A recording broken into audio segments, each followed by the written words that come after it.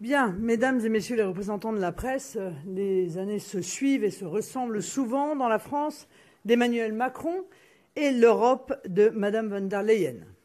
Les crises succèdent aux crises, les déficits aux déficits, les déroutes aux défaites, les abdications aux capitulations.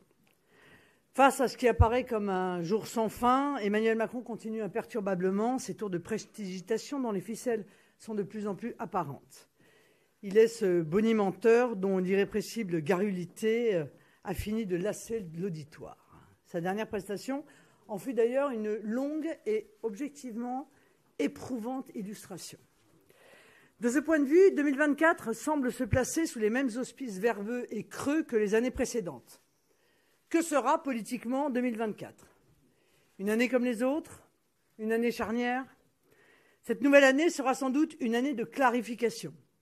Les forestiers diraient de coupe claire quand de la pénombre de la frondaison, un élagage puissant fait entrer la lumière. Tout semble d'ores et déjà indiquer que 2024 sera en effet une année de confirmation des tendances qui annoncent les grands basculements politiques et géopolitiques des décennies à venir. Depuis des mois, nous assistons au réveil des peuples autour de nous et dans le monde. Partout ils se lèvent. Partout ils congédient la mondialisation et les lubies idéologiques d'apprentis sorciers, un ordre politique injuste et un ordre économique étouffant. On le voit en Hollande, on le voit en Allemagne et évidemment, on le voit en France avec la révolte des agriculteurs et des pêcheurs notamment. Comme on le voit aussi sur toute la planète avec la montée des BRICS ou les revendications nationalistes des États africains. On assiste à une indéniable rétractation de la mondialisation, un repli qui se manifeste partout, y compris aux États-Unis, un repli général que même l'Union européenne ne peut plus ignorer. Et justement, aux États-Unis, tout laisse à penser que le processus électoral qui débute ne se traduira pas par un regain du mondialisme. De plus en plus, il apparaît que ceux qui se présentaient comme les représentants d'un nouveau monde ne sont plus considérés que comme les derniers d'un ordre ancien, von der Leyen, Trudeau, Biden, Macron, Scholz.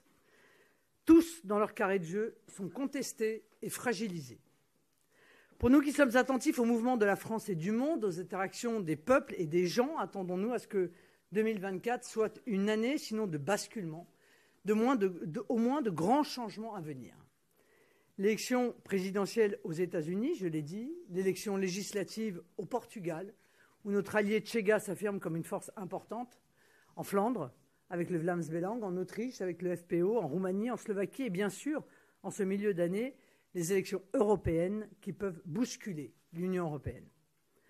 Pour l'observateur assoupi par le train-train électoral, tout semble jouer depuis 1979, date de la première élection européenne.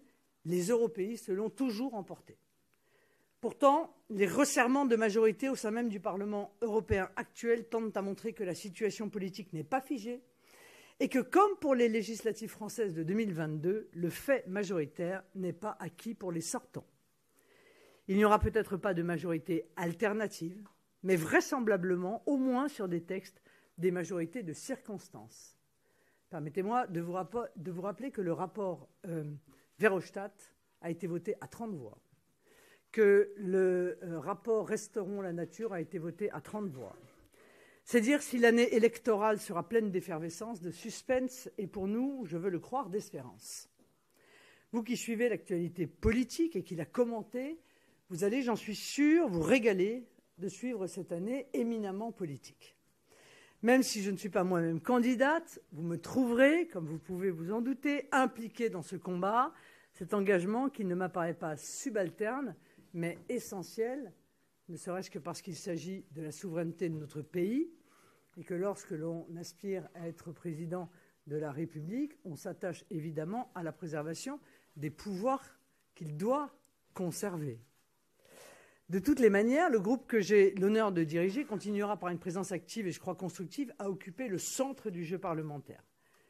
Dans les années 80, l'élection européenne revenait à envoyer des représentants à Bruxelles, c'est-à-dire sur Mars. Aujourd'hui, Mars est devenue la banlieue de la Terre et peut-être même la capitale. Chacun a bien conscience que tout se décide dans l'immeuble de verre du Berlaymont. Les concessions de compétences nationales par des dirigeants nationaux évanescents s'amplifient et s'accélère. La politique nationale devient chaque jour davantage un théâtre d'ombres, des ombres d'autant plus fantomatiques que l'Union européenne ne se construit plus selon un modèle fédéraliste, mais comme un État unitaire centralisé. L'Union européenne se pique de tout normaliser, tout uniformiser, tout niveler. Toutes les plaques d'immatriculation dans l'Union européenne sont blanches, le moindre formulaire doit devenir identique, la pensée unique doit être généralisée. Les États de l'Union européenne ont moins de pouvoir, moins de liberté, moins d'identité que les États américains. L'Union européenne a dépassé l'ambition d'un coordinateur ou même d'un gestionnaire. Elle veut désormais formater un homme nouveau, un individu dégagé des attachements naturels, des références culturelles, des repères historiques, un consommateur interchangeable parmi les consommateurs d'un marché mondial. L'Union européenne n'a plus pour projet une union mais une fusion, plus pour projet l'Europe, mais en réalité la disparition des nations. Imaginez que la semaine dernière, le Parlement européen a voté une résolution dans laquelle il prescrit aux États membres de, je cite, « faire passer l'histoire européenne et mondiale avant l'histoire nationale ». Dans le même temps, le pacte pour les migrations ouvre sans discernement et sans droit de s'y opposer toutes grandes les portes de l'Europe à une immigration planétaire, sans contrôle, sans limite. Au moment où le président de la République parle de sentiment de dépossession des peuples, de leur culture et de leur pays, ses élus et son gouvernement la promeuvent et l'organisent. Jamais dans l'histoire de l'humanité, des groupes humains n'auront ainsi œuvré aussi servilement, aussi consciemment à leur propre effacement. Rarement des dirigeants n'auront agi avec un tel cynisme, cachant aux gouvernés leurs propres desseins, leur volonté de les fondre dans un grand creuset informe. Comme le disait, et il a bien raison, Jordan Bardella, Emmanuel Macron, puisqu'il s'agit d'agriculture, a la main sur l'épaule des agriculteurs et la dague dans le dos lorsqu'il est à Bruxelles par l'intermédiaire de ses élus. Nous nous trouvons en effet face à une gigantesque entreprise de déconstruction intérieure et extérieure que des campagnes médiatiques soutiennent et des logiques bureaucratiques imposent. Dépossession et déconstruction sont liées, la première est la condition de l'autre. Elle est une étape vers un chemin qui mène vers l'inconnu, l'aléatoire et la négation de soi. Si Emmanuel Macron voit les signes du progrès dont il se prétend le champion, alors nous n'avons pas de toute évidence la même définition du progrès. Le clivage qui s'impose aujourd'hui, vous le voyez, les Français également, est celui qui sépare les partisans de l'effacement et ceux de l'affirmation apaisée du génie de nos peuples, les partisans de l'uniformisation contre les chantres d'une diversité européenne féconde et plus largement les partisans du déclin face à ceux qui ne s'y résignent pas, ceux qui se résignent à abandonner leur peuple au tourment du monde contre ceux qui veulent les en préserver. En clair, il y a les fragiles, qui nous proposent de dévaler vers l'abîme, et ceux qui entendent mobiliser toutes les forces disponibles pour gravir les chemins escarpés de l'histoire. Nous croyons dans la France et dans les nations d'Europe. Nous croyons en leurs valeurs propres, et c'est pourquoi nous avons confiance en l'avenir. Vous le voyez, notre intention cette année 2024 n'est pas seulement électorale. Elle porte pour le pays, notre peuple et notre continent la volonté de jeter les bases d'une construction et même d'une reconstruction psychologique, financière, politique et diplomatique de grande ampleur, d'une ampleur historique. Elle est de préparer non pas une alternance, mais l'alternance, avec un grand A. Les Français le comprennent de plus en plus. Aujourd'hui, il y a la gauche, la droite et l'alternance. L'alternance est un mouvement naturel et profondément démocratique qui survient lorsque le gouvernement en place a échoué, lorsque chacun a conscience que les forces politiques anciennes, infécondes et démonétisées, n'ont plus rien à dire et encore moins à faire. L'alternance que nous mettrons en œuvre est un grand projet collectif qui unira les Français de tous bords, de toutes origines, de tous âges, dans la même volonté d'un sursaut national, dans la même aspiration à la protection pour eux et leurs enfants, dans la même espérance pour l'avenir. Vous le voyez, nous sommes portés par une vision que je crois haute. Elle procède de la conception noble que nous avons de la politique, le respect que nous avons de la démocratie et l'amour que nous portons aux personnes, au peuple et à notre peuple. Si je viens vous dire cela, mesdames et messieurs de la presse, c'est pour que vous compreniez mieux, je crois, notre état d'esprit. Pour nous, la politique n'est pas un jeu de télé-réalité. Ce n'est pas non plus une sorte d'exutoire de ceux qui ont fait de la dérision, voire du dérisoire, de l'ironie et de la méchanceté gratuite une rente professionnelle. La politique, c'est une activité sérieuse, la plus sérieuse qui soit, puisqu'elle met en jeu la vie des gens, le sort de la nation et finalement le destin de notre pays. Le débat gagne toujours à sortir du subalterne et de l'immédiateté. Il exige même souvent de savoir s'extraire du conjoncturel et de l'éphémère pour voir au-delà de la montagne.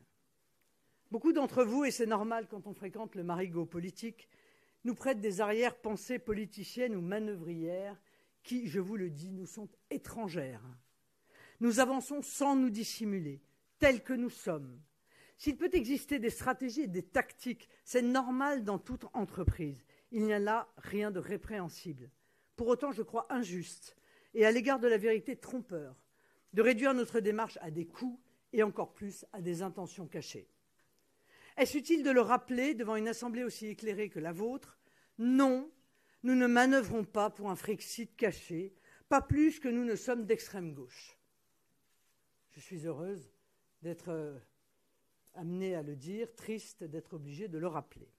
Que dire de la puérilité de nous dénommer encore Front National? Sinon que de ravaler la politique à des gamineries de bac à sable et d'attester qu'il n'y a finalement pas grand-chose à reprocher au Rassemblement national. Enfin, ceux qui ont quelques égards pour les femmes savent combien est inélégant de renvoyer en permanence une fille à son père comme si la gente féminine était incapable d'une quelconque émancipation personnelle. Qu'on nous critique, oui, qu'on nous attaque même, mais par respect pour les Français qui nous regardent, faisons-le sur des bases avérées, consistantes et sérieuses. Cela fait des années et des années que nous nous côtoyons. Et je dois vous dire que je me félicite que nos rapports, comme avec nos orateurs, soient de plus en plus professionnels. Et je crois pouvoir le dire, respectueux et fructueux. Vous pouvez compter sur moi, non seulement pour vous faciliter l'exercice de votre profession, mais pour nous permettre par la précision et l'imagination de rendre nos échanges encore plus fluides sur la forme et plus informatifs sur le fond. Sachez que de notre part, c'est sur ces bases que nous souhaitons consolider nos rapports, sans complaisance bien sûr, mais avec le souci d'œuvrer au débat démocratique dont nous sommes, vous et nous, les garants. Faisons du débat politique un échange utile pour les idées, pour la profondeur et l'utilité du débat. La situation est, je le crois, trop grave pour se contenter de maquillage statistique, de faux-semblants administratifs ou de petits palabres politiques. Le pays a trop de plaies non cicatrisées pour en ouvrir artificiellement, trop de motifs de division pour faire surgir de faux débats délétères, trop besoin de trouver des solutions et de le faire dans la concorde civile. Je crois que nous avons à cet égard, et vous, journalistes, et nous, politiques, une responsabilité éminente. Rendre le débat clair et intéressant, c'est aussi ne pas perdre l'auditoire dans les errances des sujets sans fondement ni portée. C'est pourquoi, et ne m'en voulez pas, vous me trouverez rétive, mais je crois que pour certains, vous l'avez déjà constaté, à m'engager dans des débats sans intérêt, des polémiques inutiles ou les querelles dérisoires et mesquines. Plus que jamais, je pense qu'en politique, ce qui n'est pas utile est inutile. Ce n'est pas là un manque de respect à votre égard, mais au contraire, le témoignage de l'estime que je porte à la fonction de journaliste, au rôle qui est le vôtre de porter et d'éclairer les débats qui animent la société. De notre côté, nous essaierons d'être à notre place, non pas seulement celle de commentateurs, pas seulement d'agitateurs d'idées, mais d'éveilleurs de conscience, sans omettre bien sûr d'être les défenseurs de ceux qui ont besoin de nous. La politique relève de grands mouvements telluriques, des mouvements de fond qui traversent les champs politiques et les sociétés, ce mouvement des idées et des hommes dont il faut percevoir le sens pour en comprendre la signification et la direction. La politique, c'est également savoir accorder ces grands mouvements à la vie quotidienne, celle du pays, celle des familles, celle des entreprises. C'est ce que nous nous efforçons de faire en restant dans le concret, proche plus que jamais du quotidien des gens, avec des préoccupations comme le pouvoir d'achat, les conditions de vie à la retraite, la sécurité physique dans la vie de tous les jours, l'accès concret aux soins. C'est là l'articulation entre la présidence et la gouvernance, entre le président et le gouvernement. Une articulation essentielle dans nos institutions que des esprits brouillons ont brouillé. Une remise en ordre est nécessaire et dès que le peuple l'aura décidé, nous serons prêts, avec les députés que j'ai l'honneur de conduire, avec nos autres parlementaires, députés européens et sénateurs, avec nos élus des territoires, les cadres et militants de notre mouvement qui œuvrent sous la houlette de Jordan Bardella, nous nous mettons en situation non seulement d'accéder, mais également d'assumer avec succès les responsabilités du pays. Vous le voyez, la période qui s'ouvre va être riche. Je forme des vœux pour qu'elle puisse l'être pour vos organes de presse, comme pour chacun d'entre vous, que l'année qui s'ouvre donne aux Français l'occasion de vous lire, de vous entendre, de vous regarder pour participer aux grands débats qui décideront l'avenir du pays. Pour chacun d'entre vous, je souhaite donc la meilleure année qui soit, pleine de bonheur, de joie, de projets et de réussite. Très heureuse année à vous tous. Mesdames et messieurs, je suis bien entendu à votre disposition pour répondre à vos questions. Bonjour Madame Le Pen, Sophie Dupont pour BFM TV. Vous avez abordé la colère des agriculteurs dans votre propos liminaire. Le Premier ministre a dénoncé, je cite, ce qui butine de colère en colère en laissant penser qu'on pourrait sortir de l'UE. Est-ce que vous vous sentez visé et qu'est-ce que vous lui répondez? Et je complète ma question. Le gouvernement fait pour l'instant preuve de mansuétude à l'égard des manifestants. Vous qui défendez l'ordre, qui êtes attaché, est-ce que vous comprenez que le ministre de l'Intérieur laisse des manifestants bloquer des autoroutes et s'en prendre à des préfectures, par exemple? Merci. Alors, pour répondre d'abord à votre deuxième question, ces choses-là nous dépassent, feignons d'en être les organisateurs, pourrait dire Gérald Darmanin.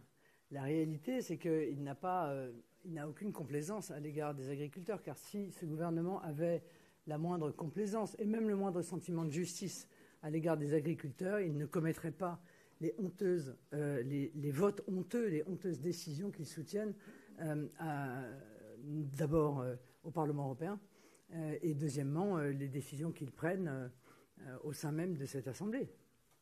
Si vraiment ils avaient le moindre intérêt pour la souffrance des agriculteurs, ils ne mettraient pas en œuvre le maintien, le retour plutôt de la taxation du GNR.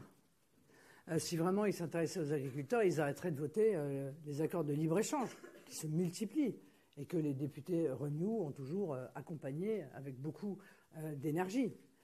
Si vraiment ils s'intéressaient aux agriculteurs, ils arrêteraient de multiplier les normes inapplicables, ils arrêteraient de mettre les agriculteurs en concurrence déloyale avec des importations de plus en plus massives de produits qui ne répondent à aucune des normes qui précisément se multiplient et sont imposées à nos propres agriculteurs, etc., etc., etc. Voilà. Donc, pour le coup, si vous voulez, je crois que les pires adversaires des agriculteurs se trouvent dans ce gouvernement et dans la complaisance que ce gouvernement a avec les membres les plus radicaux d'une écologie dont l'objectif est la disparition programmée de toute activité humaine, en fait. Voilà. Ça restera, ça me plonge dans un abîme de perplexité, d'ailleurs, les raisons pour lesquelles les gouvernements successifs font toujours des concessions à un prix outrageusement important pour l'économie, pour l'agriculture, pour notre souveraineté, aux écolos, qui, me semble-t-il, représentent une part très peu importante des courants de pensée en France. M. Hollande s'était déjà mis à plat ventre devant les écologistes en mettant à mal notre filière nucléaire. Ça a été le cas également pour Emmanuel Macron. Donc on ferme Fessenheim. Et je pourrais vous multiplier par 100 le nombre d'exemples où le gouvernement s'est aplati devant, encore une fois, la portion la plus radicale des écologistes, dont on voit les conséquences de leur politique sur les grands équilibres de notre pays, sur le pouvoir d'achat, sur notre souveraineté, sur le prix de l'électricité, sur la situation de nos agriculteurs, et j'en passe, et des meilleurs. Et du coup, j'ai été tellement longue que je me souviens plus de votre première question. Le Premier ministre a dénoncé ce... Ah oui, alors le Premier ministre a dénoncé... Ah oui, alors j'entends, alors j'ai regardé des arguments développés par les gouvernants. En fait, d'abord, tout est de la faute du Rassemblement national. Bon, il pleut, c'est de la faute du Rassemblement national. Le verglas, c'est un peu nous aussi. Le prix de l'électricité, c'est le Rassemblement national. J'ai eu du mal à suivre la logique, mais enfin bon... je trouve que, comme je vous l'ai dit dans mon intervention, le niveau d'argumentation est nul. J'ai trouvé un autre terme, je n'ai pas trouvé. Nul. Voilà. C'est indigne de gens qui président à la destinée d'un pays que de se commettre dans une argumentation aussi pitoyable. Je pensais qu'ils ne pouvaient pas faire pire. Vous venez de me rappeler que si, en fait. Ils ont réussi à faire pire avec l'argumentation consistant à dire apporter des réponses aux problèmes des agriculteurs, c'est surfer sur les difficultés. À ce compte-là, on arrête la politique. À ce compte-là, on arrête la politique. Parce que la politique, c'est précisément d'apporter des réponses aux problèmes. Donc si on n'a pas le droit d'apporter des réponses aux problèmes, parce qu'on va nous accuser de récupération, ou on va nous accuser de surfer sur je ne sais quoi, alors à ce moment-là, il faut arrêter de faire de la politique. Je n'entends pas du tout arrêter de faire de la politique. Et encore une fois, je me moque de ces arguments auxquels je dénie toute pertinence. Ça prouve quand même une chose. S'ils disent cela, c'est qu'ils n'ont pas grand-chose d'autre à dire. Et c'est beaucoup plus inquiétant. Parce que s'ils n'ont aucune réponse à apporter à la crise qui se prépare et qui démarre, et qui peut être longue et violente et brutale, alors c'est l'ensemble du pays qui en subira les conséquences. Non seulement, encore une fois, par l'affaiblissement de notre agriculture, potentiellement la disparition de notre pêche, mais aussi par les soubresauts qui seront évidemment la conséquence de ces manifestations et de ces mobilisations. Et ceci, une fois encore, c'est le gouvernement qui en portera la responsabilité. Moi, je suis frappé, c'est les vœux, alors je vais encore former un vœu. Je souhaiterais que les journalistes ne laissent pas dérouler de temps en temps des énormités par les différents ministres. Voilà. Car les différents ministres, sur des plateaux de télévision, comme à l'Assemblée nationale, déroulent parfois des énormités, accusent leurs adversaires d'avoir voté des choses qu'ils n'ont pas votées, de ne pas avoir voté des choses qu'ils ont votées, de ne pas avoir soutenu des textes qui sont passés en 49.3. Donc, je pense qu'il serait bon aussi, de temps en temps, qu'ils puissent être contrés, pas pour défendre le Rassemblement national, même si je sais que c'est une très grande crainte que d'être accusé de pouvoir éventuellement défendre le Rassemblement national, mais juste pour défendre la vérité. Parce que je pense que c'est aussi une des responsabilités des journalistes que de défendre la vérité. Quand on a défendu, comme nous l'avons fait, les agriculteurs depuis des années, par 1000 propositions, par 1000 votes, que ce soit au Parlement européen ou à l'Assemblée nationale, par 1000 interventions, par 1000 dépôts d'amendements, entendre encore une fois un ministre comme M. Fesneau dire « Ah, ils découvrent l'agriculture, il faut qu'ils aillent mettre des bottes ». Non mais sérieusement.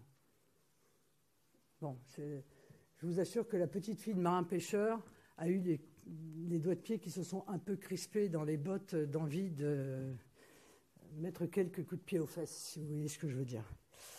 Donc, le GNR a été un élément de bataille pour nous, vous le savez très bien, enfin pour ceux qui suivent les débats parlementaires. Dès notre arrivée d'ailleurs à l'Assemblée nationale, le groupe RN a demandé par amendement le 18 juillet 2022 au projet de loi de finances rectificative le maintien sine die de la détaxe du GNR. Je vous rappelle d'ailleurs qu'on en avait fait une condition sine qua non pour potentiellement s'abstenir lors du PLF 2024, en disant si jamais vous faites cela et vous préservez nos agriculteurs, alors nous accepterions potentiellement de nous abstenir. Non, c'était pas d'ailleurs pour c'était pas au PLF, c'était c'est ça, la loi de programmation des finances publiques. Ils étaient presque prêts à accepter. Le maire à l'époque avait dit qu'il était d'accord, et en réalité ils l'ont passé en 49.3. Donc tout ça est évidemment passé par-dessus la barque, et finalement c'est le PLF 2024 qui a acté que le GNR agricole augmenterait de 2 à 3 centimes par an jusqu'en 2030. C'est 78 millions d'euros en 2024, puis par effet cumulatif 160 millions en 2025, jusqu'à 1,3 milliard au moins en 2030. C'est insoutenable pour nos agriculteurs. Dès d'ailleurs, je me souviens, Jean-Philippe Tanguy représentait notre groupe, dès les dialogues de Bercy, avant l'été 2023, nous avions été les seuls à demander le maintien de la détaxe du GNR. D'ailleurs, à l'époque, on nous avait expliqué qu'il y avait un accord de compensation que nous considérions comme bidon avec la FNSEA. Nous avions d'ailleurs indiqué, par la voix de Jean-Philippe Tanguy, que l'accord de la FNSEA n'était pas soutenu par la base. Nous n'avons pas été entendus et aujourd'hui, nous nous retrouvons dans la situation que nous connaissons. Voilà, donc, encore une fois, je trouve que les arguments du gouvernement sont extrêmement faibles et ressentis d'ailleurs tels quels par les Français. Oui ? Bonjour. Pardon. Excusez. Ah, c'est pas moi qui donne la parole, c'est le grand chef. Bonjour. Nicolas Vinocure de Politico. Vous avez parlé du Parlement européen. Vous allez certainement gagner encore plus de sièges. Comment souhaitez-vous peser sur la politique européenne après les élections européennes, sur la prochaine Commission ?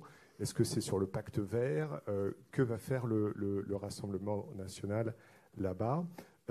Une deuxième question. Le chef du PPE a dit dans nos colonnes ce matin que l'Europe devait se préparer à la guerre sans le soutien des États-Unis. Est-ce que le Rassemblement national s'associerait avec d'autres pays européens pour participer à une réelle défense européenne face à des menaces comme la Russie ?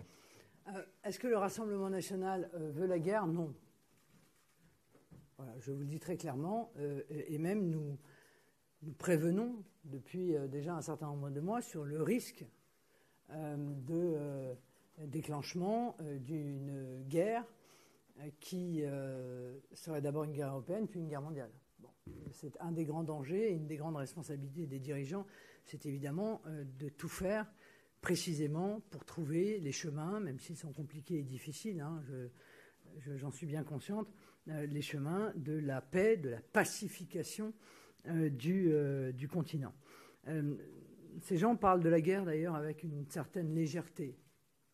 Je pense que chaque Français a dans son histoire, dans sa famille, des parents, des grands-parents, des aïeux qui ont fait la guerre, qui sont morts, qui en sont revenus mutilés. Je pense que nous avons dans notre conscience collective l'immense souffrance que représente la guerre pour un pays. Et pour ceux qui ont oublié ça ou qui n'ont pas cette conscience, il suffit de regarder ce qui se passe en Ukraine.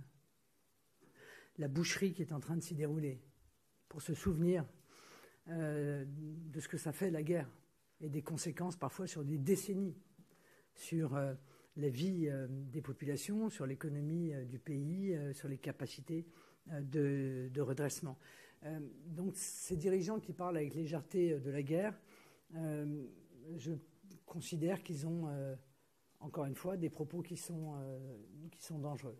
Qu'est-ce qu'on va faire au Parlement ? On va faire ce qu'on y fait déjà depuis un certain nombre d'années, mais de manière plus efficace, car plus les Français nous font confiance, plus les électeurs des différents pays européens font confiance à nos alliés, plus nous sommes nombreux, et plus nous arrivons évidemment à, comme je l'ai dit tout à l'heure, peut-être pas créer une majorité cette fois-ci, mais au moins bloquer un certain nombre de textes. Je voulais rappeler le rapport Verhofstadt qui est un aveu absolument incroyable de ce qu'il souhaite faire, hein, de ce qu'il souhaite faire de l'Union européenne et passer à 30 voix. Moi, je vous le dis, je suis peut-être optimiste, mais je crois que les 30 voix supplémentaires, on les a largement à l'issue des futures élections européennes. Ça veut dire que ce rapport, il ne serait pas passé. Ce rapport, il est terrifiant. Je vous rappelle que pendant des années, nous avons annoncé aux Français ce qu'ils souhaitaient faire de l'Union européenne. Et évidemment, nos adversaires, qui sont dans le camouflage de leur volonté politique, disaient mais n'importe quoi, ils sont complotistes, jamais de la vie, on veut absolument pas retirer leur souveraineté aux États, absolument pas, etc., etc. Bon, le rapport Verhofstadt, il veut faire de Mme von der Leyen la présidente de l'Union européenne et non plus la présidente de la Commission. Il veut faire de la Commission en fait un gouvernement, puisque c'est Mme von der Leyen qui choisirait les ministres et non plus les différentes nations européennes qui présenteraient des commissaires. Il veut mettre la main sur la santé, sur la fiscalité, sur la défense, c'est-à-dire qu'il veut faire un État centralisé. Et cet État centralisé, enfin, je veux dire, il faut sortir du pays des bisounours, il est évident qu'il se fait au détriment des souverainetés des nations. C'est une évidence. C'est un transfert outrancier de souveraineté. Nous nous y opposons. Mais ça permet au moins que les choses soient claires. Les députés Renew, les députés Renaissance au Parlement européen ont voté le rapport Verhofstadt. C'est ça leur projet. Eh bien, il y aura, je pense, dans cette campagne européenne, l'Europe des nations défendue par le Rassemblement national contre l'Europe de Macron. Et nous ne voulons pas de l'Europe de Macron. Je pense en plus que nous avons une capacité d'attraction sur peut-être d'autres groupes, peut-être d'autres membres, peut-être des membres d'ailleurs du PPE, qui se sont rendus compte ou qui sont en train de se rendre compte que la voie dans laquelle ils ont engagé les différents pays européens est une voie mortifère, que la construction européenne qu'ils ont soutenue, défendue, donne des conséquences qui sont cataclysmiques sur notre situation économique et sociale. Et sont en train de faire petit à petit marche arrière, comme ils ont fait marche arrière d'ailleurs sur la PAC. Souvenez-vous que nous avions demandé la renationalisation de la PAC. Nous avons fait ça pendant des années. Nous sollicitions la renationalisation de la PAC. Eh bien, peu ou prou, c'est en partie ce qu'ils ont commencé à faire. Mouvement que nous avons d'ailleurs soutenu. C'est-à-dire qu'ils ont en partie renationalisé la PAC. Donc on voit bien que nous avons une influence, je le crois, qui est importante. Et je crois pouvoir vous dire que les différents pays européens vont plutôt, en termes de prise de conscience, puisque je vous parlais tout à l'heure des veilleurs de conscience, en termes de prise de conscience, vont plutôt vers ce que nous défendons depuis des années que vers l'intégration européenne telle que la défend Emmanuel Macron et qui a comme corollaire la disparition de la souveraineté des nations. Bonjour Madame Le Pen, pardon, ici sur votre Paul Briard pour l'AFP. Votre partenaire allemand, l'AFD, est au cœur d'une double polémique depuis une quinzaine de jours. D'abord parce que ses dirigeants participaient à une réunion au terme de laquelle un projet plus ou moins secret de déplacement d'Allemands étrangers, d'étrangers, mais également d'Allemands nationaux a été révélé. Et puis, deuxièmement, parce que sa présidente a prôné un référendum pour la sortie de l'Allemagne de l'Union européenne. Est-ce qu'aujourd'hui, à la lumière de ces deux polémiques, l'AfD peut toujours être l'allié du RN ? Alors, d'abord, les alliances se détermineront à l'issue des élections. Les groupes se détermineront à l'issue des élections. Si je puis me permettre, les élections rebattent systématiquement les cartes. Et les certitudes qui sont les vôtres aujourd'hui et peut-être les nôtres pourraient être bousculées par l'intervention des élections européennes. Je vais commencer par une polémique qui n'en est pas une. Et je trouve grave qu'on évoque ce terme de polémique. Que Mme Weidel, pour le coup, souhaite faire un référendum sur la sortie de l'Union européenne, je ne vois pas en quoi c'est polémique. Je veux dire, un référendum n'est pas polémique. Par définition, un référendum ne peut pas être polémique, puisque les élus ne le sont que comme mandataires du peuple. Donc vouloir faire un référendum n'est pas polémique en soi. Tout devient polémique. J'ai même lu dans un article dernièrement que nous avions fait une affiche avec un, entre guillemets, sulfureux Joyeux Noël. Donc c'était un polémique, soit Joyeux Noël aux gens, c'est polémique. Bon. Alors à un moment donné, il faut arrêter avec la polémique. Donc faire un référendum, c'est pas polémique. Et après tout, Mme Weidel a le droit, si elle le souhaite, de soutenir son souhait de sortir de l'Union européenne. Il faut que vous compreniez bien, encore une fois, que nous ne cherchons pas au Parlement européen des gens qui ont le même programme politique que nous. Nous souhaitons trouver des gens, et ils existent dans le groupe ID, ils existent aussi chez ECR, qui considèrent que sur un certain nombre de sujets essentiels, qui touchent aux intérêts fondamentaux des nations, c'est aux nations de décider et pas à l'Union européenne. Je veux dire, c'est vraiment le règlement de copropriété, si je puis me permettre. Après, chacun fait à peu près ce qu'il veut dans son logement. Vous voyez, c'est exactement ça. Donc il faut déjà être d'accord sur le règlement de la copropriété. Et c'est cela que nous cherchons quand on cherche des alliés. Donc je ne pense pas que ce soit polémique de faire un référendum de quelque nature que ce soit. Je vous dis ça pour l'Allemagne, je l'ai dit pour la Grande-Bretagne, quand la Grande-Bretagne a décidé de faire un référendum. Par ailleurs, personne ne peut savoir, et on l'a vu en France, d'ailleurs, quelle est la conséquence, quel est le résultat d'un référendum. Pour en revanche, cette réunion, que les choses soient extrêmement claires. Je suis en total désaccord avec la proposition qui aurait, permettez-moi de mettre un conditionnel, car je n'ai pas d'éléments précis, aurait été discutée ou aurait été décidée dans le cadre de cette réunion. Je l'ai dit et redit 100 fois, et mon propos est extrêmement clair. Nous défendons tous les Français, quelles que soient leurs conditions d'acquisition de la nationalité. Jamais nous n'avons défendu, je pense, depuis le départ de Jean-Yves Le Gallou, voyez, une quelconque remigration, en ce sens que la remigration voudrait dire que l'on retirerait la nationalité française à des gens qui l'ont acquis, y compris acquis en vertu de conditions que nous contestons. Moi, je suis très attaché à la responsabilité des États. Ça n'est pas parce que je suis en désaccord avec une décision qui a été prise par le passé, et je suis en désaccord avec le droit du sol, que je ne vais pas considérer que les gens ont acquis, grâce au droit du sol, légitimement la nationalité française. Voilà, vous comprenez ce que je veux dire? Donc je considère que nous avons une opposition, si c'est le cas, flagrante avec l'AfD, et nous serons amenés à discuter ensemble de divergences aussi importantes que celle-là, et voir si ces divergences ont ou n'ont pas, mais je ne suis pas décisionnaire sur ce sujet, des conséquences sur la capacité que nous avons à nous allier dans un même groupe. Bonjour. Bonjour, Hélène Tarzian pour RMC sur la colère des agriculteurs. Certains agriculteurs à Carbone, en Haute-Garonne, manifestent et font du chantage au RN. Ils menacent de faire venir Jordan Bardella si Gabriel Attal ne venait pas, ne répondait pas à leur invitation. Et alors que Jordan Bardella aimerait aller sur ce lieu de blocage, comment est-ce que vous réagissez en voyant que Jordan Bardella est donc utilisé pour faire du chantage?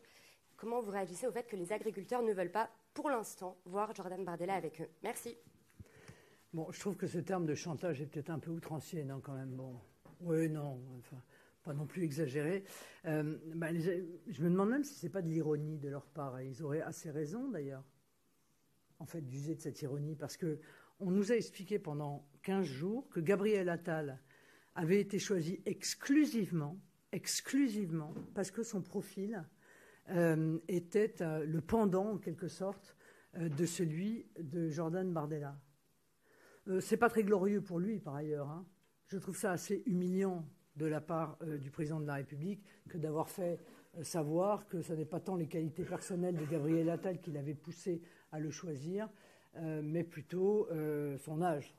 Voilà, une forme de profil pour faire, encore une fois, la concurrence à Jordan Bardella. Donc la réponse des agriculteurs est peut-être une réponse ironique à ce choix qui est fait pour de mauvaises raisons, comme d'ailleurs à peu près le choix de l'intégralité des ministres de ce gouvernement, Rachida Dati en tête, qui n'est pas choisie pour ce qu'elle peut apporter à la culture, mais qui est choisie dans le cadre d'une espèce de magouille politicienne qui ferait qu'elle accepterait de venir au ministère, mais en contrepartie, d'ailleurs, comme elle est incapable de tenir sa langue, Rachida, elle est sympa pour ça. C'est-à-dire, elle ne tient pas sa langue, elle ne sait pas garder un secret, donc il a fallu 48 heures pour qu'elle dise, qu'elle révèle l'étendue ou le contenu de l'accord pour obtenir le soutien de Renaissance lors des futures élections municipales à Paris. Oui, bon. Donc, voilà, maintenant, nous sommes le premier parti d'opposition et par conséquent, que nous soyons en confrontation sur ce sujet avec le gouvernement n'est que légitime. Pierrick Bonneau, Radio France Internationale. Deux questions sur la loi immigration. Est-ce que vous vous attendez, comme beaucoup d'observateurs, à ce que des dizaines d'articles soient censurés dans quelques heures? Et si c'est le cas, quelle sera votre réponse, notamment législative? Alors, je ne sais pas du tout ce que fera le Conseil constitutionnel. Ce que je sais, c'est que le gouvernement Ubu, quand même, s'est quand même mis dans une situation. Moi, parfois, il faut essayer de se mettre, si vous voulez, à la place des Français, qui ont donc vu un gouvernement présenter un projet de loi, demander à ce qu'en commission mixte paritaire, compte tenu de du vote de la motion de rejet, à tout prix, soit trouvé un accord, à tout prix, tellement il tenait à ce que passe cette loi, et qui fait une crise de nerfs, un psychodrame, parce que l'opposition a voté sa loi.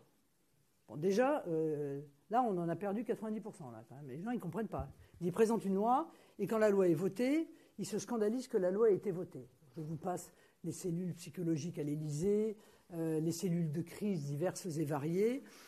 Ils sont tellement contents, d'ailleurs, que cette loi soit passée, que le président de la République vient à la télévision pour dire « c'est un très grand succès du gouvernement d'avoir fait passer cette loi, et comme c'est un très grand succès, je vais virer mon Premier ministre ». Bon, là, on a perdu, sur les 10% qui restaient, je pense qu'on a perdu 9 points. Là. Il reste 1% de gens qui essayent de suivre. Puis, parce que ce n'est pas terminé, la plaisanterie, puis le gouvernement qui a fait voter sa loi indique sur tous les tons qu'elle espère très vivement que le Conseil constitutionnel va censurer sa propre loi. Bien. Et ils sont même allés plus loin, puisque je me suis laissé dire qu'une note aurait été adressée au Conseil constitutionnel avec une longue liste d'articles qui pourraient faire l'objet d'une censure de la part du Conseil constitutionnel. On se pose quand même des questions sur la manière dont est dirigé le pays quand on est face à ce type de situation. Mais surtout, ça révèle deux choses. D'abord, ça révèle qu'en réalité, ils ne veulent pas lutter contre l'immigration, que tout cela, c'était de la com'. Ils veulent qu'on dise qu'ils luttent contre l'immigration. Ils ne veulent pas lutter réellement contre l'immigration. Et toutes les mesures minimes, il faut bien le dire, et je l'ai dit sur tous les tons, contenues dans cette loi, eh bien, même celles-là, ils ne souhaitent pas en réalité pouvoir les appliquer. Et ils attendent du Conseil constitutionnel que le Conseil constitutionnel les en empêche. Tout ça est d'un cynisme, d'une malhonnêteté, d'une dissimulation à l'égard des Français qui est véritablement le contraire de l'opinion que je me fais de la manière dont on doit faire de la politique. Bon. Deuxième révélation, mais Marine Le Pen avait encore raison. Le Rassemblement national avait donc raison. Si le Conseil constitutionnel censure, ça veut donc dire qu'il faut bien une réforme constitutionnelle pour pouvoir mettre en place une véritable politique de lutte contre l'immigration. Il faut donc bien constitutionnaliser le droit des étrangers pour pouvoir décider librement de la politique d'immigration que l'on peut faire dans notre pays, étant entendu que la Constitution est supérieure à toute norme internationale. La Constitution est supérieure à toute norme internationale. Je le répète parce que parfois on oublie cela. On dit que les normes internationales s'appliquent directement en droit interne. Oui, mais il y a quand même juste un filtre. Il y a un filtre, ça s'appelle la Constitution. Et si des normes internationales sont contraires à la Constitution, alors elles n'ont pas vocation à s'appliquer en droit interne. Et donc le seul moyen de pouvoir reprendre la maîtrise de l'immigration dans notre pays, c'est précisément de pouvoir constitutionnaliser le droit des étrangers par l'intermédiaire du référendum que nous avons présenté, rédigé pendant la campagne présidentielle, et évidemment le soumettre à l'approbation des Français. Donc en fait, le Conseil constitutionnel viendrait là encore nous donner raison. Bonjour, Humide Denmez pour Anadolu. Il serait possible de poser une question d'ordre international ? Alors, sur le Proche-Orient, la position de la France a évolué quelque peu depuis quelques mois par rapport à la guerre entre on va dire Israël et des groupes palestiniens. Comment jugez-vous la position de l'exécutif français sur la question du Proche-Orient, s'il vous plaît ? Ça que je pourrais vous répondre si je la connaissais, car elle a changé 10 fois, tous les 2 jours. Au point que, au moment où je vous parle, nous sommes incapables de manière précise, et je pense que je peux vous englober dans cette affirmation, de savoir exactement quelle est la position de la France face à ce conflit. Je veux dire, on est passé d'une coalition contre le Hamas à une condamnation sur une chaîne étrangère des représailles d'Israël à l'égard du Hamas. On n'y comprend plus rien. Voilà. À ce qu'est la position française, c'est bien le problème, et ce n'est pas d'ailleurs uniquement dans cette région du monde qu'on ne comprend rien à la politique internationale, ou on ne comprend plus rien plutôt à la politique internationale de la France. Et encore une fois, c'est regrettable. Donc je ne peux pas vous dire ce qu'ils en pensent eux. Je pense qu'ils ne le savent pas eux-mêmes par ailleurs, mais je peux vous dire ce que j'en pense moi. J'ai toujours, et je l'ai explicité à la tribune de l'Assemblée nationale de la manière la plus claire qui soit, plaidé, même si évidemment les circonstances rendent cet espoir compliqué à mettre en œuvre, mais ce n'est pas parce qu'une entreprise est difficile qu'il faut y renoncer. Donc je crois à la nécessité de 2 États, mais je partage l'inquiétude évidemment des Israéliens sur le fait que ce 2e État ne doit pas être l'État du Hamas, parce que si c'est l'État d'un groupe terroriste, alors évidemment la situation ne sera pas réglée, bien au contraire. Donc c'est vers cela, je crois, que les efforts de la France devraient porter, si tant est qu'elle est encore dans le domaine international la moindre influence. Bonjour. Danilo Ceccarelli du quotidien italien La Stampa. Et je reviens sur les élections européennes. Dernièrement, la présidente du Conseil italien, Giorgia Meloni, a exprimé une ouverture par rapport à la possibilité d'une alliance avec les Rassemblements nationaux. Et donc, je voulais vous demander votre opinion, un commentaire sur les propos de la Première ministre italienne.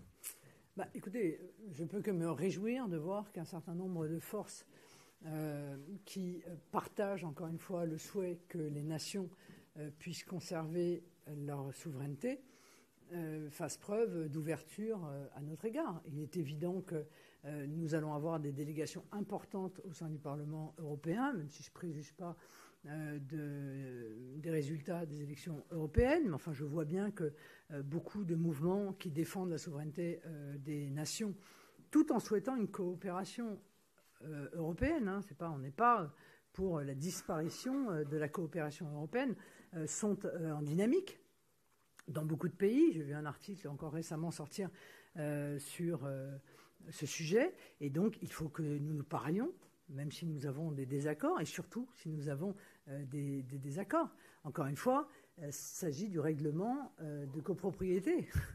Donc il faut toujours essayer de se parler, et donc je me réjouis que Giorgia Meloni ait exprimé ce propos d'ouverture qui peut-être nous permettra demain de débattre de positions communes à défendre au sein du Parlement européen face à une commission qui essaye d'obtenir de plus en plus de pouvoir sans les peuples et même parfois contre eux.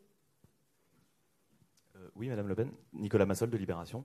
Hier soir, le bureau de l'Assemblée nationale a entériné une hausse de l'aide aux frais de mandat des députés de 300 €.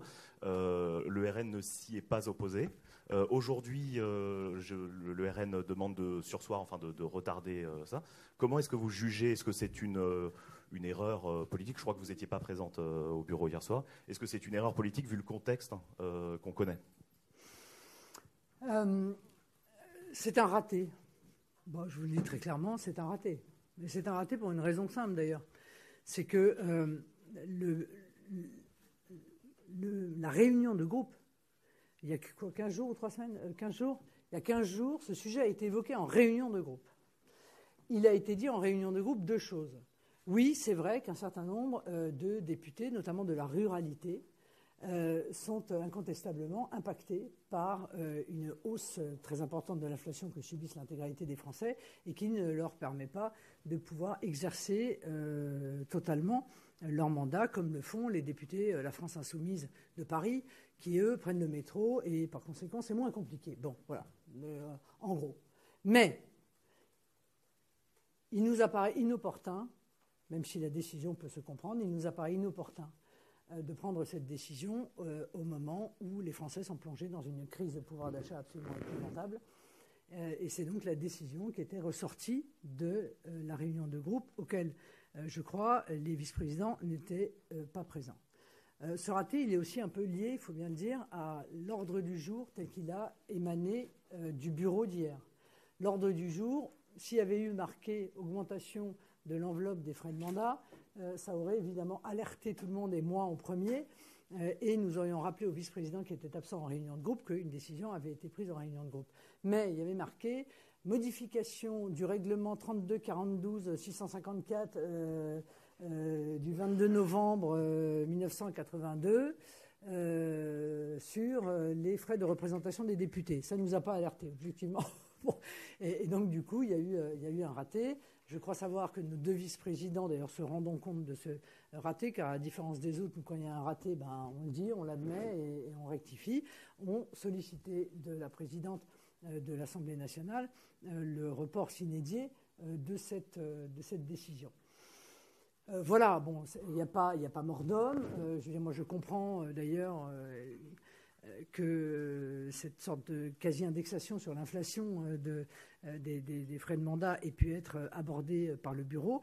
Et encore une fois, ce n'est pas parce qu'une décision peut se justifier sur le fond qu'il ne faut pas tenir compte, évidemment, de l'opportunité de sa mise en œuvre. Bon.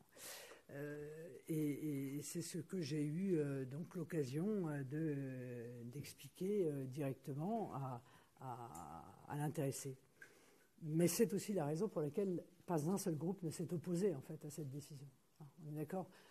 Bon, voilà, c'est un peu anecdotique, mais je comprends qu'en politique, que tout est affaire de symbole et que celui-là, à mon avis, n'est pas le bon. Bonjour, Alison Tassin pour TF1 et LCI, juste devant vous. Pardon. Les agriculteurs, les représentants des agriculteurs ont formulé une centaine de propositions. Parmi celles-ci, quelles sont celles que vous retiendriez ? Est-ce que vous feriez un chèque en blanc aux agriculteurs en leur accordant toutes ces recommandations si vous étiez au pouvoir ? Et par ailleurs, depuis plusieurs jours, on voit beaucoup Jordan Bardella sur le terrain, aux côtés des pêcheurs, aux côtés des agriculteurs. Est-ce que vous-même, vous envisagez d'aller chausser vos bottes et d'aller sur le terrain ?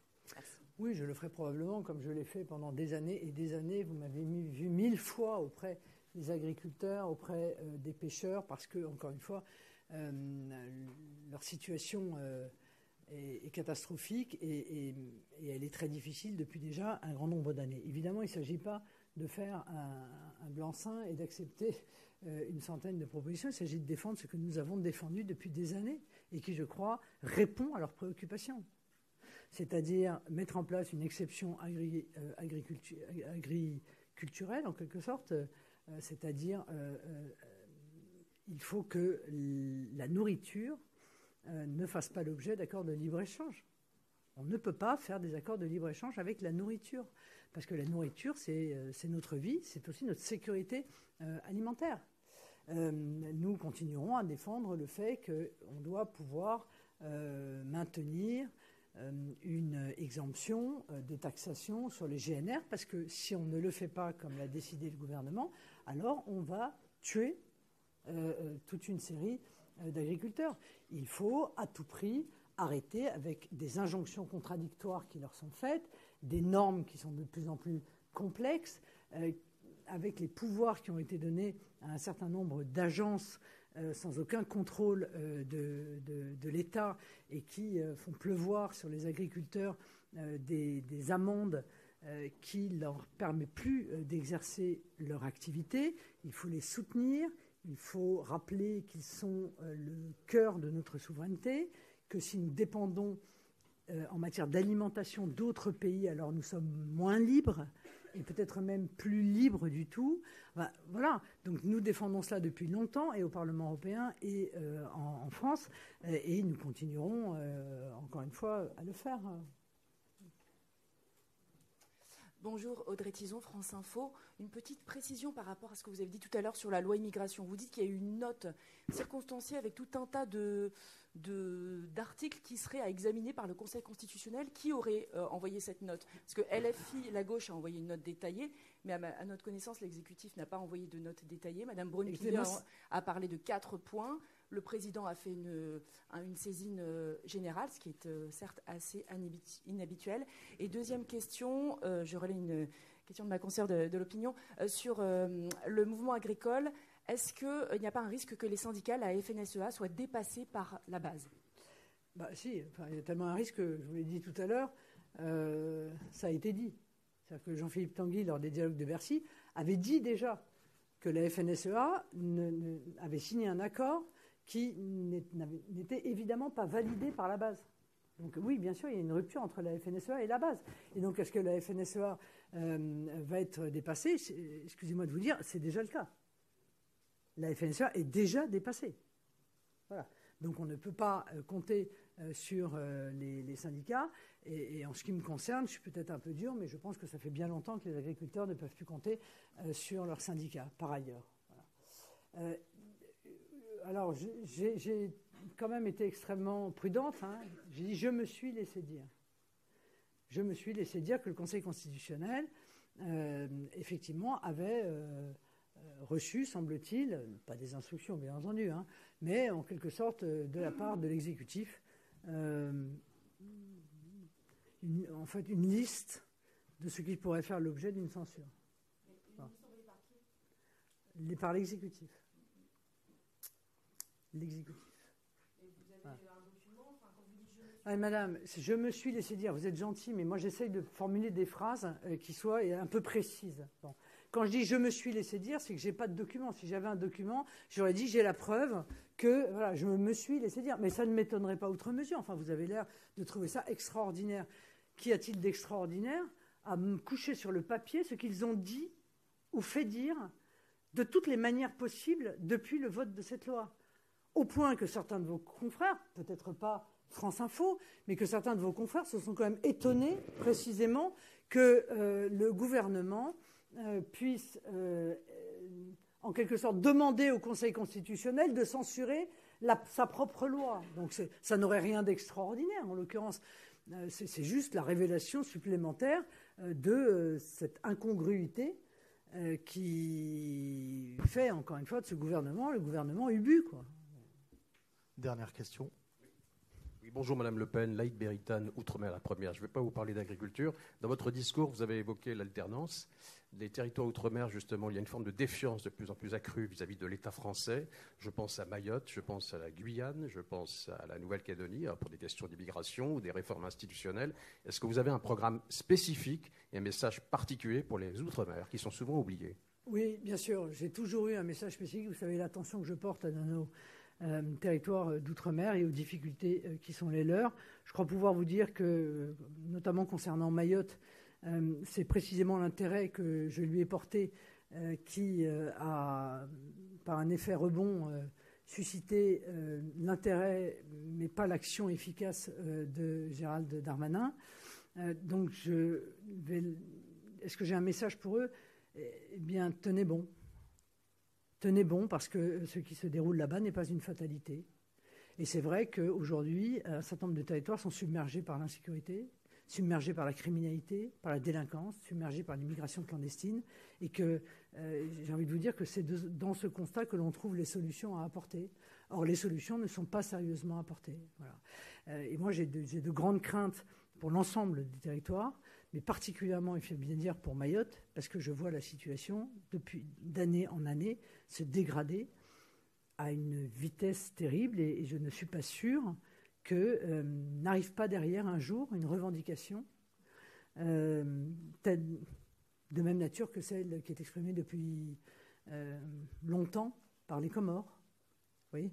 Je me pose la question d'ailleurs depuis longtemps de savoir, on va me dire que je suis complotiste, bon c'est pas grave, bon, mais je me pose la question de savoir si les Comores n'ont pas intérêt en réalité à maintenir cette pression de l'immigration massive clandestine et le chaos qui en est la conséquence, pour pouvoir précisément, le moment venu, porter avec succès les revendications territoriales qu'ils portent sur notre territoire national avec nos compatriotes, qui sont certes loin de nos yeux, mais qui, parce qu'ils sont loin de nos yeux, doivent être particulièrement proches de nos préoccupations.